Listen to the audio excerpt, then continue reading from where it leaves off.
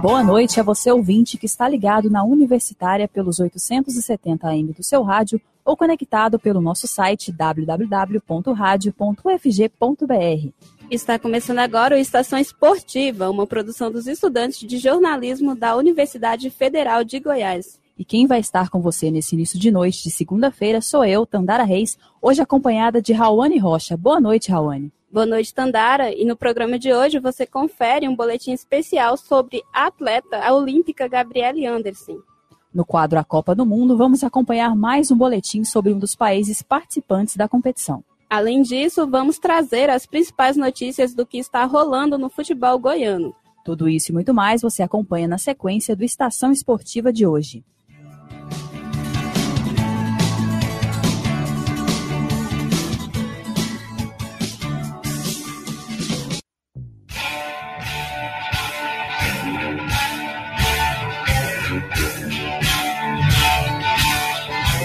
Vamos começar falando do Goiás. O Esmeraldino entrou em campo na última sexta-feira para encarar o Guarani e a atuação do Verdão, ainda que não tenha sido das melhores, rendeu um ponto na tabela.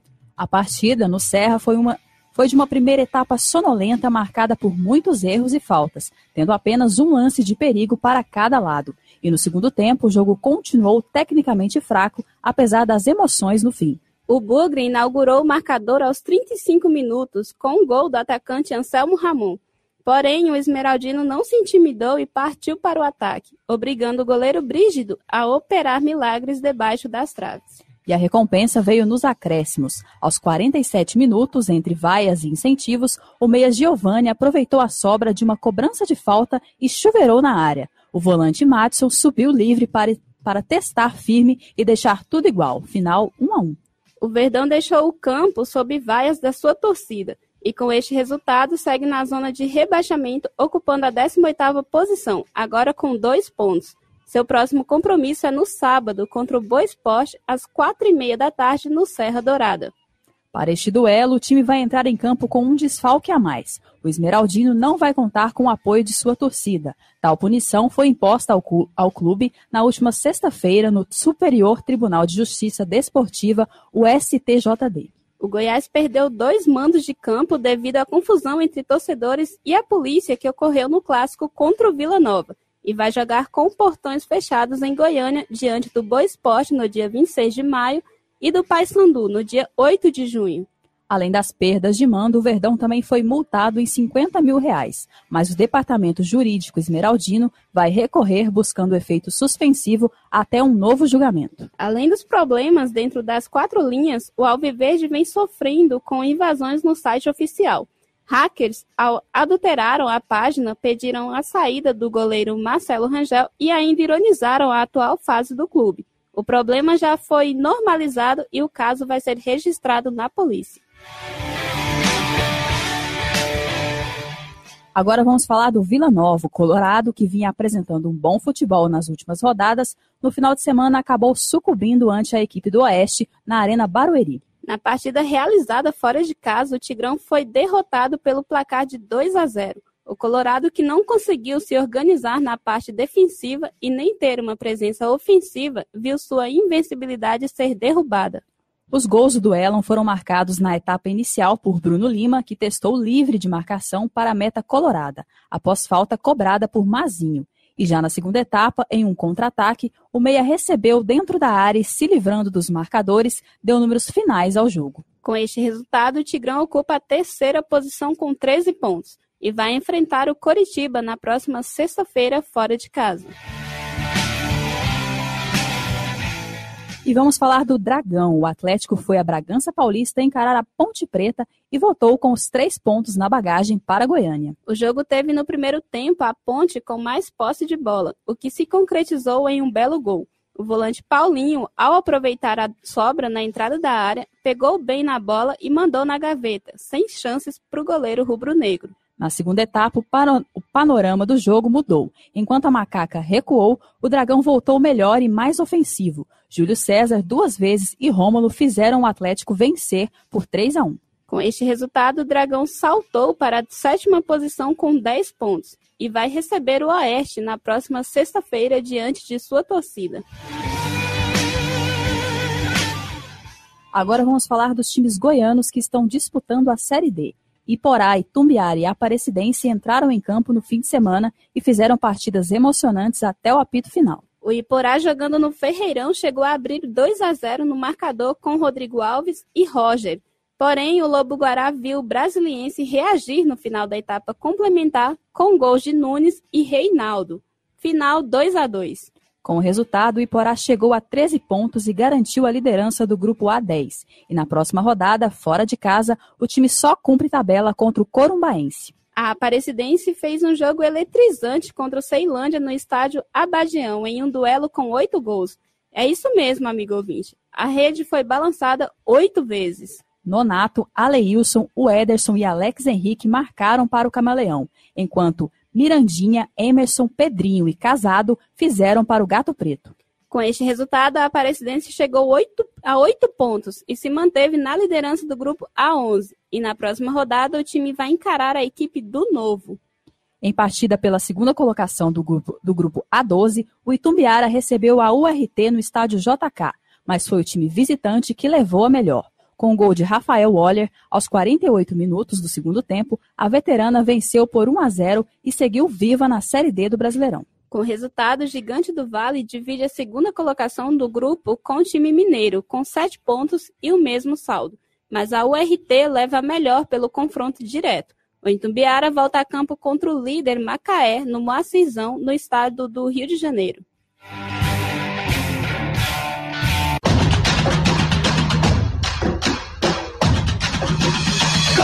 A Copa no Mundo.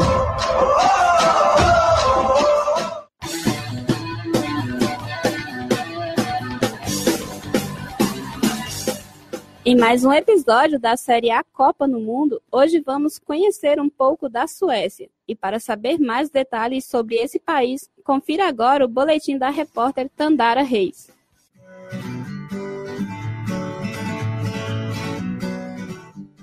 Os brasileiros conhecem muito pouco sobre a Suécia, mas o país nórdico pode ser surpreendente. Localizado na Península Escandinava, no norte da Europa, a Suécia faz divisa com a Noruega e a Finlândia. Com mais de 450 mil metros quadrados em extensão territorial, a Suécia é o terceiro maior país da União Europeia e possui uma população de cerca de 10 milhões de habitantes. O país é um grande arquipélago formado há mais de 10 mil anos, quando a Terra emergiu do gelo.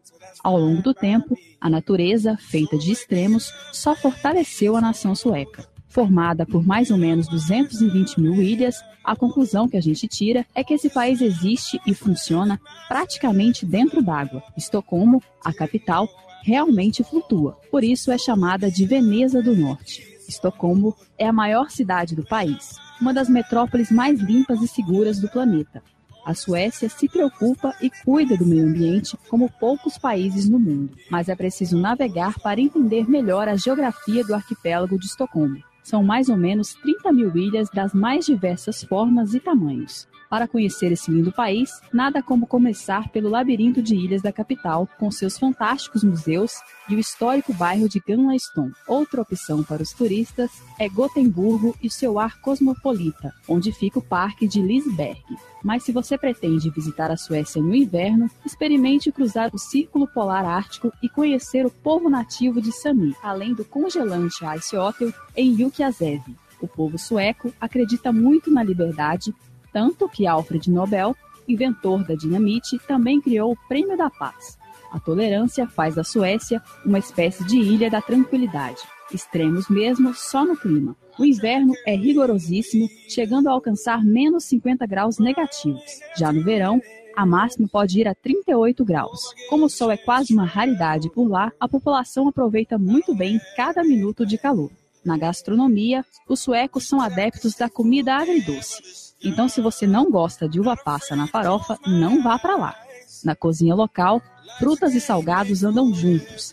Para os nativos desse país, é comum comer carne ou batata com geleia de lingonberry, uma frutinha parecida com a cereja, ou ainda se deliciar com uma sopa de blueberry. Os suecos também adoram pratos com pão, batatas e peixes, como salmão defumado e arengue, além do tradicional chakabuller, as almôndegas de carne. No esporte, as grandes estrelas são do esqui, do handebol e do hóquei no gelo. No entanto, eles também amam o futebol tanto quanto nós. E para a alegria dos suecos, a seleção do país volta a disputar uma Copa do Mundo após se ausentar em 2014 no Brasil. Vale destacar que as suas melhores campanhas em Copas aconteceram em 1958, quando a Suécia foi vice-campeã, e as terceiras colocações em 1950 e 1994. Fora do último Mundial, a Suécia não tem grandes ambições na Rússia. A classificação para a fase de mata-mata é o principal objetivo da equipe, que não vai contar com o craque Ibrahimovic. Isso mesmo, o maior jogador sueco de todos os tempos não vai jogar a Copa. Apesar de ter se aposentado da seleção em 2016 após a Eurocopa, o jogador mencionou inúmeras vezes que iria jogar o Mundial. Porém, o técnico Jamie Anderson salientou que desde que Ibra disse adeus à seleção, ele resolveu pensar o time sem o craque e priorizar a equipe que classificou a Suécia para o torneio na Rússia. Sem o polêmico Ibrahimovic, a seleção vai contar com nomes como o do zagueiro Victor Lindelof, do Manchester United, e o atacante John Kimmich, que atualmente atua no Alavés da Espanha. Como vai ser a trajetória da equipe sueca no Mundial, nós só vamos saber em junho, mas os adversários que se preparem, porque a seleção que desbancou a poderosa Itália tem tudo para surpreender na Copa do Mundo. Tandara Reis para o Estação Esportiva.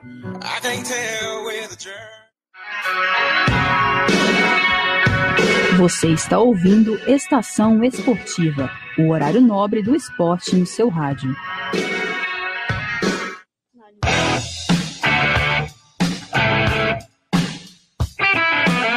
Brasileirão.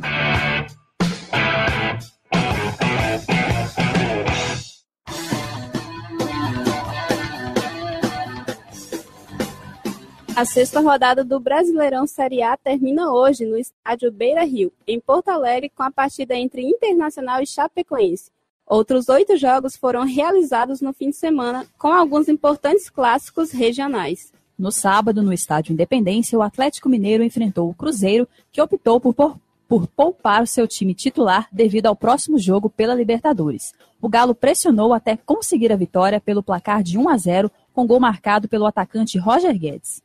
No Maracanã, Flamengo e Vasco protagonizaram um jogo bem movimentado. A partida terminou empatada em 1-1, com gols marcados por Vinícius Júnior pelo Flamengo e Wagner, 5 minutos depois, anotou o empate para o Vasco. O detalhe negativo da partida ficou para os minutos finais do segundo tempo, após uma falta de Riascos em Everton Ribeiro. Depois de alguns empurrões entre vários jogadores, o árbitro resolveu expulsar Cuéllar e Rodolfo do Flamengo e Breno e Riascos do Vasco.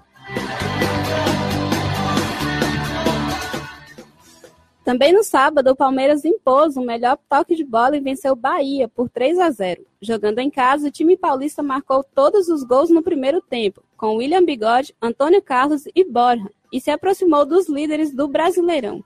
O futebol também agitou o domingo dos baianos em Salvador. O Vitória enfrentou o Ceará no Barradão, em partida com 2 times em difícil situação na tabela. O Vitória venceu a peleja por 2-1 com gols de Alisson e Neilson para o time baiano, e o Wesley descontou para o Vovô.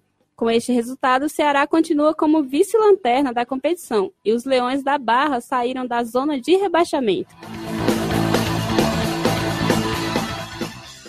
A sexta rodada continuou com o duelo entre Paraná e Grêmio em Curitiba, no estádio Dorival de Brito. A partida teve poucos lances de ataque por parte das equipes e terminou empatada em 0-0. O América Mineiro continua com aproveitamento de 100% jogando em casa. Mesmo com um jogo morno e de pouca intensidade, o Coelho venceu o Botafogo por 1-0 com gol do volante Juninho. Esse resultado colocou o América Mineiro na 6ª colocação da tabela. Em mais um clássico regional do Brasileirão, agitou os torcedores paulistas. O Morumbi foi palco de mais um eletrizante sanção, que terminou com a vitória do São Paulo por 1-0 contra o Santos. O gol foi anotado por Diego Souza. Na Arena Pernambuco, uma vitória contra o Sport deixaria o Corinthians na ponta da tabela do Brasileirão. E o Timão, que estava escalado com o time quase todo reserva, foi para cima e marcou o primeiro com o Roger. Poucos minutos depois, o atacante Carlos fez o gol pelo Sport, que empatou a partida. Com esse resultado, o time paulista caiu para a terceira colocação, enquanto o Leão da Ilha estacionou no meio da tabela na 8ª posição. O último jogo desse domingo, ainda pela 6ª rodada do Brasileirão no Maracanã, Fluminense e Atlético Paranaense se enfrentaram em partida marcada por forte marcação de ambas as equipes. Entretanto, o técnico Fernando Diniz viu o Furacão ter mais posse de bola do que o time carioca e mesmo assim perder a partida por 2-0. Com poucos lances ofensivos, o Fluminense foi mais eficiente e o Vitória levou o time para a 5ª colocação na tabela com 10 pontos.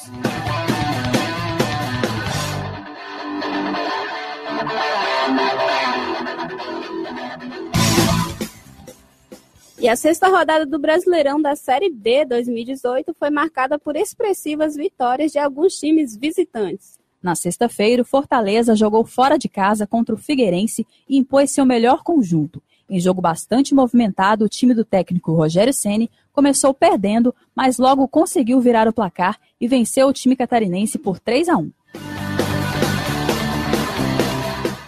Já no sábado, outro time visitante se mostrou bastante indigesto. O Centro Esportivo Alagoano, conhecido por CSA, foi a Londrina e venceu o time da casa. Michel Douglas e Niltinho fizeram os gols do CSA, enquanto o zagueiro Lucas Costas anotou o único gol do Tubarão. Com essa vitória, o time alagoano assumiu a vice-liderança do Brasileirão Série B com 15 pontos. As únicas equipes invictas na competição empataram em 1-1, em jogo também realizado no sábado. O São Bento marcou primeiro com Diogo Oliveira, em pleno estádio da Curuzu, contra o Paysandu. Aos 45 minutos da etapa final, Cassiano fez o gol de empate de pênalti. Mesmo jogando em casa, a equipe mineira do Boa Esporte não conseguiu vencer o Curitiba. A partida foi realizada no estádio do Melão, em Varginha, e terminou com placar de 1-1. Gols de Kaique pelo Boa Esporte e Bruno Moraes pelo Coxa Branca. E mais um visitante aprontou fora de casa e conseguiu subir 4 posições na tabela da Série B. O Sampaio Corrêa venceu o Brasil de Pelotas no estádio Bento de Freitas. O time maranhense espantou o frio da cidade de Pelotas e já no primeiro tempo vencia o Chavante por 2-0. Gols marcados por Everton contra e Fredson. O lateral Ederson Ciola descontou para o Brasil de Pelotas.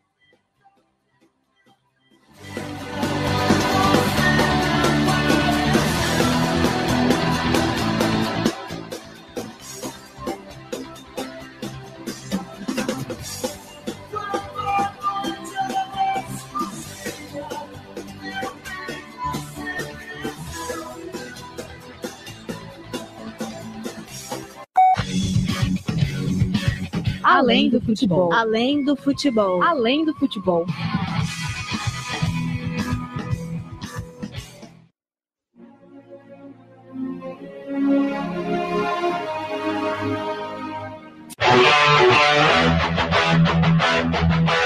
E ontem foi aniversário de uma corredora que fez história na maratona dos Jogos Olímpicos de Los Angeles em 1984. Estamos falando de Gabriele Anderson. A trajetória da esportista e o porquê de tanta fama você confere agora no boletim de Gustavo Mota, na voz da repórter Mariana Siqueira.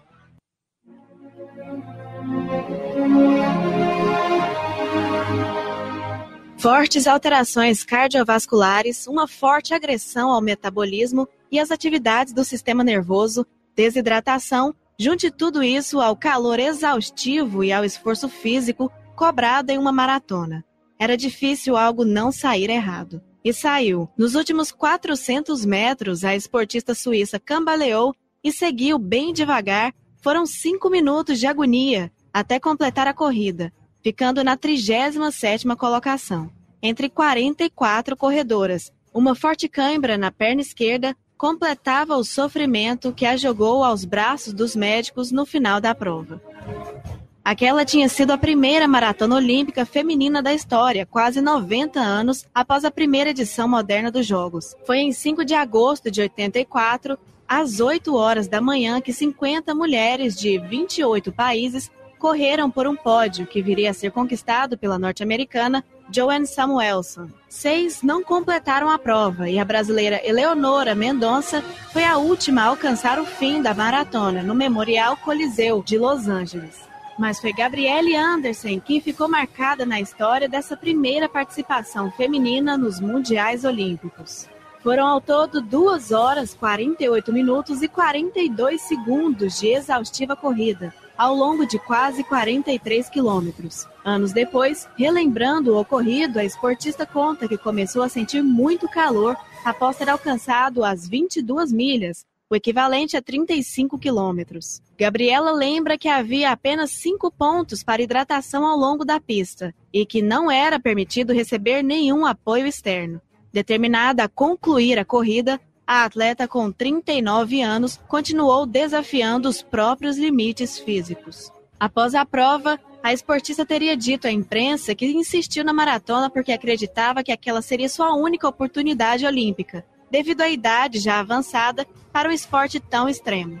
Após atravessar a linha de chegada, Anderson foi colocada em uma maca e levada a um espaço de primeiros socorros. Sob cuidados, a corredora recebeu gelo e soro. Foi constatado um quadro de hiponatremia, quando ocorre uma queda de sódio no sangue, devido à desidratação. Gabrielle lembra que 2 horas após o susto, já completamente bem, pode voltar à Vila Olímpica. A primeira maratona da atleta foi em 73 na Alemanha, quando já tinha 28 anos de idade. Nascida em 20 de maio de 45 na cidade de Zurique, a Suíça começou a correr tarde e, por isso, nunca foi tão rápida. Por outro lado, era uma corredora experiente em longas distâncias. Até um ano antes dos Jogos de Los Angeles, em 83, nunca tinha passado pela cabeça da atleta a ideia de correr em uma Olimpíada. O sonho surgiu quando, em Boise, cidade do estado americano de Idaho, Gabrielle conquistou um tempo favorável na maratona local. No fim do ano,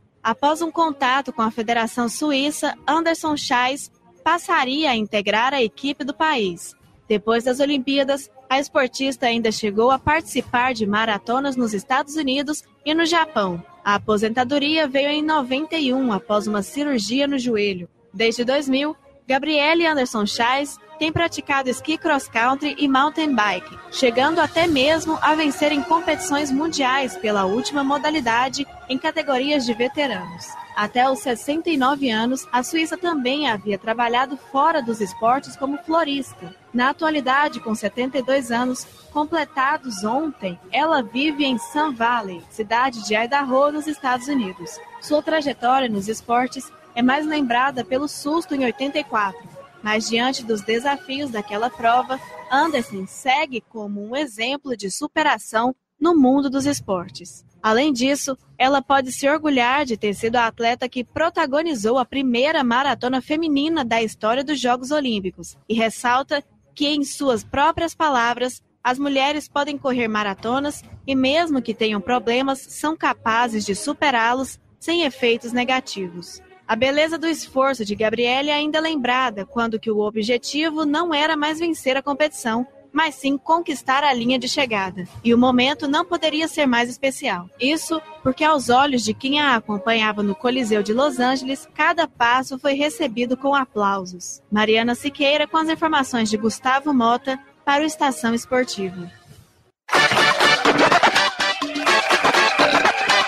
Giro Esportivo.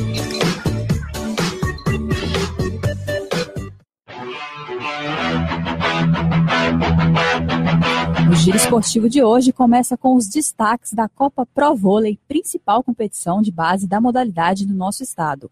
O torneio foi idealizado pelo técnico do Goiás, Rogério Santos, e no último fim de semana chegou à sua segunda etapa. No sábado foram disputados os jogos da categoria Mirim, com crianças de 12 e 13 anos. Entraram em quadra 8 equipes femininas e 5 masculinas, um número recorde para o torneio. As partidas foram realizadas no ginásio do Colégio Santo Agostinho, no centro de Goiânia. E quem venceu a etapa do grupo das meninas foi a equipe do SESI-A. Já os rapazes do Colégio Delta ficaram com a taça.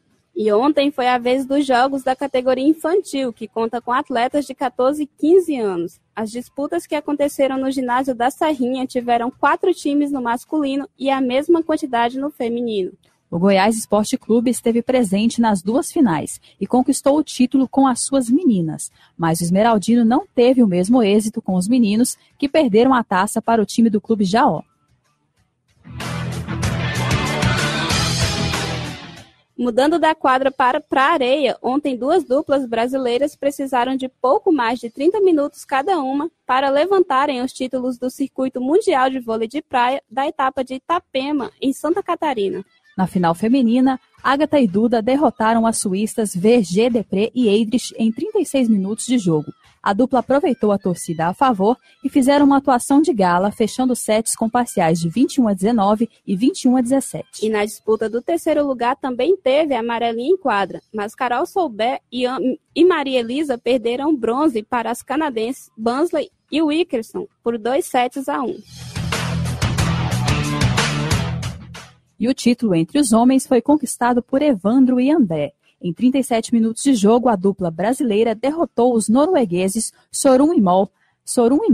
A vitória foi por 2-0 com parciais de 21-18 e 21-16. E uma conquista a mais para os atletas é que na próxima competição, os dois vão estar na primeira posição do ranking mundial.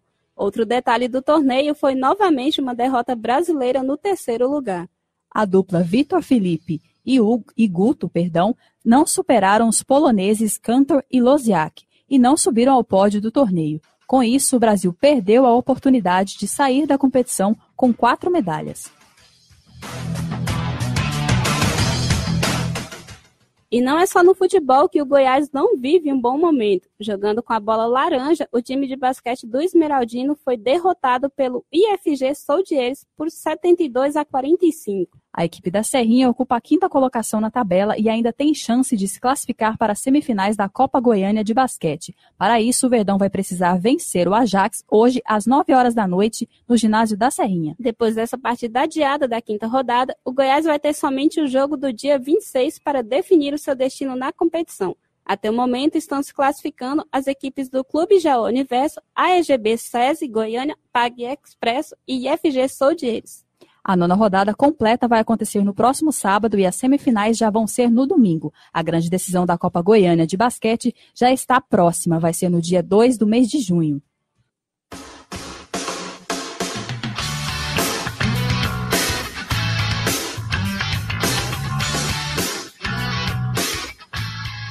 E chega ao fim a Estação Esportiva dessa segunda-feira, dia 21 de maio de 2018.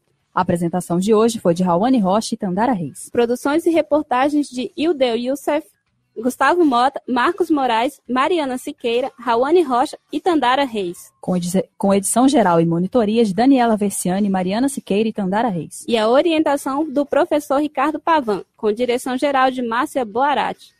Trabalhos técnicos de hoje foram de Clóvis Henrique, Murilo Cavalcante e auxílio de Glenner Lobato. O Estação Esportiva é produzido por estudantes de jornalismo da Universidade Federal de Goiás. E para sugestões e participações, basta mandar mensagem via direct no Instagram, @Estação Esportiva, pelo e-mail estaçãoesportiva870@gmail.com ou ligar para 3521 1936. Uma boa noite, ouvinte, e boa noite a você, Tandara. Boa noite, Rawane, boa noite para você, ouvinte. O Estação Esportiva volta amanhã às 6h30 da noite. Na sequência, você fica com o programa A Voz do Brasil.